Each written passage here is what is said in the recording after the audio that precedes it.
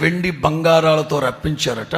వారి గోత్రములలో నిస్సత్తువు చేత త్రొట్టిల్లువాడు ఒక్కడే, నిస్సత్తువు చేత త్రొట్టిల్లేవాడు ఒక్కడు లేడట. స్తోత్రం చెప్పు. నిస్సత్తువు చేత త్రొట్టిల్లేవాడు ఒక్కడు లేడట. దేవుడు తన ప్రజలందరినీ బలపరిచి బలపరిచి బలపరిచి ఐగుప్తులో నుంచి విడిపించి తీసుకొచ్చారు. దేవునికి మహిమ కలుగును గాక.